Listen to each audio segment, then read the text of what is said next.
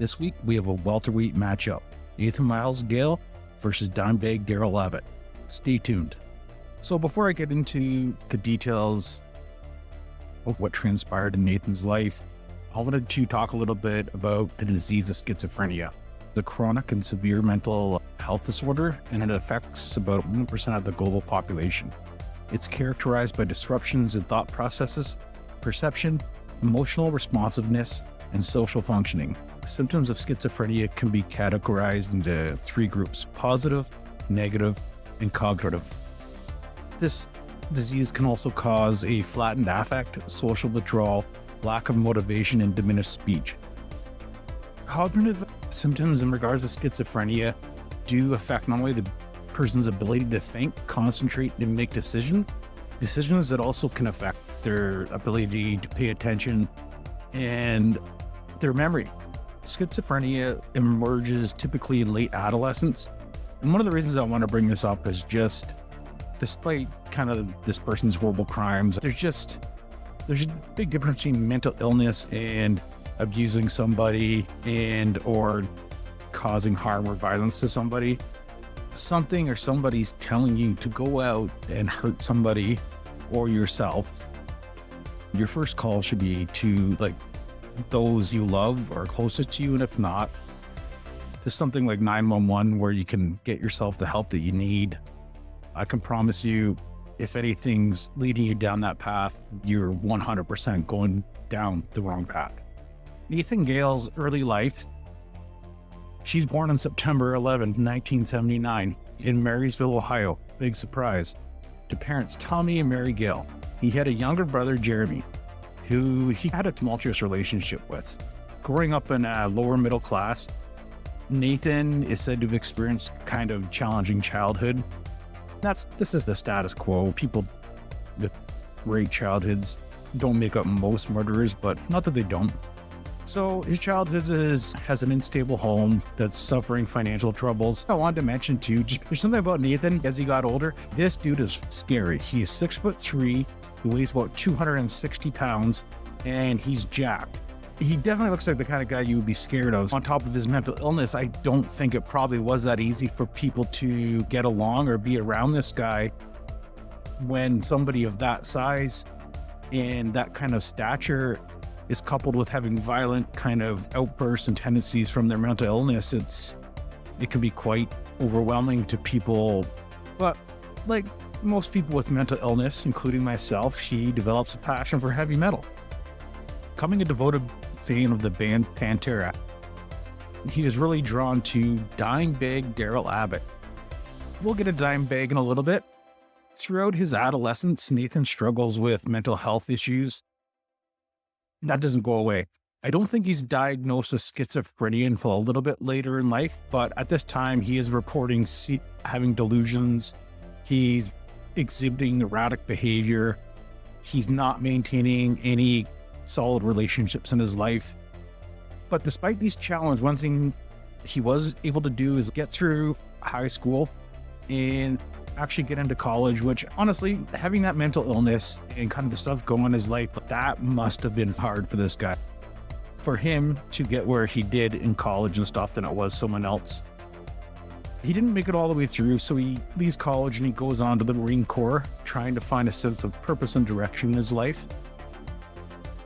Unfortunately, though, his mental health issues continued to plague him, leading to his discharge from the military.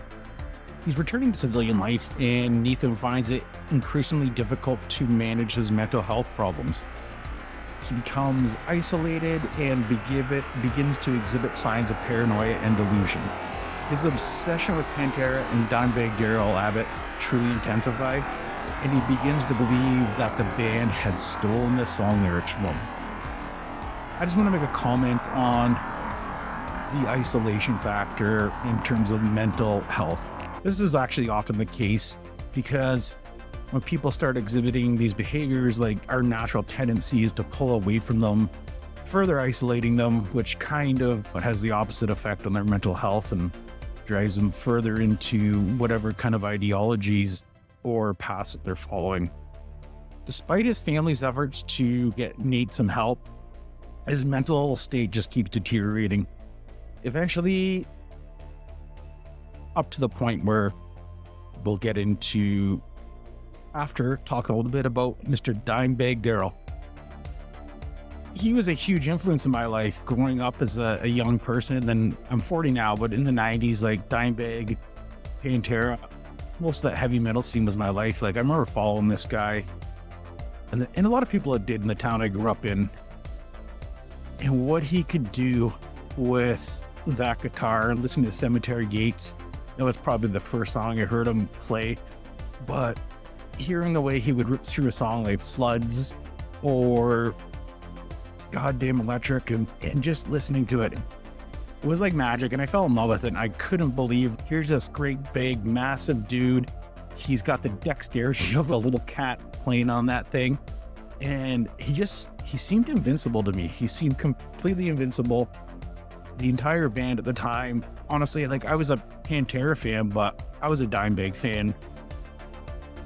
To understand the events leading up to the tragic night in 2004, it's important to introduce Pantera and their iconic guitarist, Dimebag Darrell Abbott. Pantera, like for people that don't know, was an American heavy metal band. They're actually touring again, FYI. The band consists of 4 members: Phil Anselmo, Dimebag Darrell Abbott, Rex Brown, and Vinnie Paul Abbott.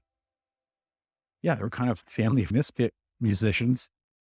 Pantera gained widespread acclaim in the 90s for becoming one of the most influential and successful metal bands of the decades.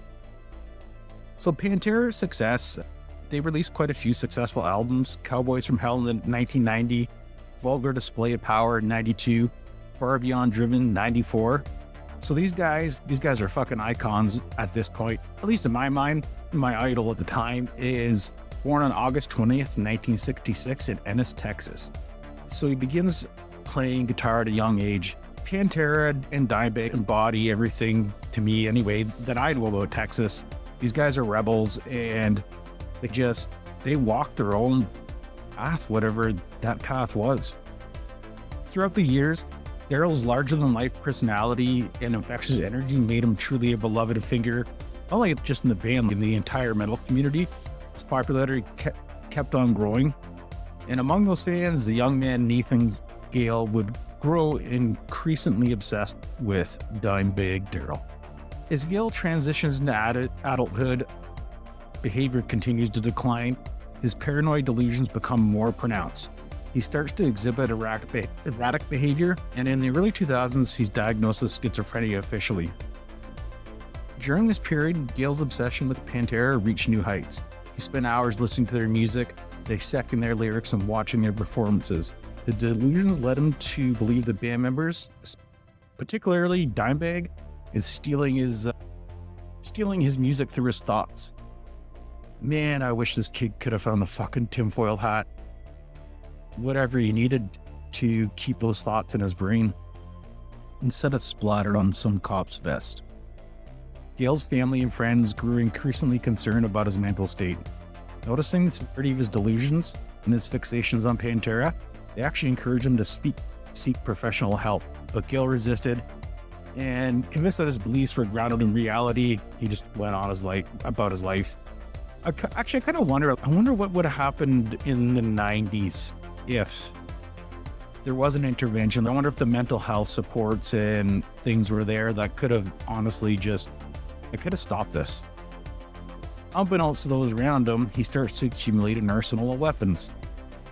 In this case, the one of significance is that he does get himself a Beretta 9.2 pistol, which would later be used in the tragic events unfolding on December 8, 2000. Pantera actually disbanded, and Dimebag Darrell and his brother Vinnie Paul did form a new band, Damage Plan. I remember this, and I remember thinking this is something temporary, and it didn't really matter because I could still follow Dimebag. Their debut album, Newfound Power, was released in February of that year, 2004. This change did not sit well with Gale. He saw this as a disintegration of Pantera and the formation of Damage Plan. As Damage Plan began touring to promote their new album, Gale's obsession reached pretty much a fever pitch. This guy's losing his fucking mind, unfortunately. He goes to several of their concerts. He even tries to meet the band on several occasions, and his attempts are unsuccessful. In his mind, Gale believes that confronting Darrell and the other band members was probably the only way to reclaim his stolen thoughts. On December 8th, Damage Plan is scheduled to perform at the Alla Rosa Villa nightclub in Columbus, Ohio. This means that Gale's fateful story is going to intersect with tragedy and Dimebag Darrell. Armed with his Beretta pistol, Gale's delusions just kept on growing. Honestly, this next part is sad because it goes into the night of the tragedy. On the night of December 8th, 2004, Nathan Gale attends Damage Plan concert in the Alla Rosa Vista nightclub in Columbus, Ohio. Gale arrives at the concert venue with a sinister plan in mind, armed with his Beretta handgun. The evening starts off with Damage Plan rocking the stage. The crowd's going wild, everyone's having a great time. It was goddamn electric. Until our man, Nathan Gale, decides it's time for him to join the party, and he storms on stage with his Beretta in hand in the worst possible way. He shoots Dimebag Darrell. It's chaos. There's people running around, screaming, diving for cover. This is like the world's worst mosh pit. Darrell takes a couple right point blank. He goes down. He's dead, man. At the end of his life. Chaos is breaking out everywhere. Fans are screaming. As the tragedy unfolds, Gale's out there. He's shooting Eric Hulk. He's shooting Jeff Mayhem Thompson. He's shooting Nathan Bray. This senseless tragedy and the violence is just unfolding in seconds. So we have Columbus police officer nervous. I stress a lot about this because I have to say this guy's name. And I think it's European. Columbus police officer James Neigemeyer arrived on the scene just minutes after the first shots were fired. He heroically confronted Gale, who was holding a hostage at gunpoint. Neigemeyer took a calculated shot, killing Gale, drops him on the spot. Ultimately, he saves countless lives. Thank God it ended there. I understand this guy was a pretty sick dude, but I can find compassion for him because I know what I know what mental illness has done to my brain, and it's probably like a pretty watered down version compared to what this fella had. I like to think that this guy was so tortured inside that he just didn't know what was going on, or he couldn't make sense of it. The brutal events that unfolded that night had a profound impact on the world of music. The tragic loss of Dimebag Darrell Abbott, a beloved and talented musician, left a void on the hearts and the fellows of musicians alike.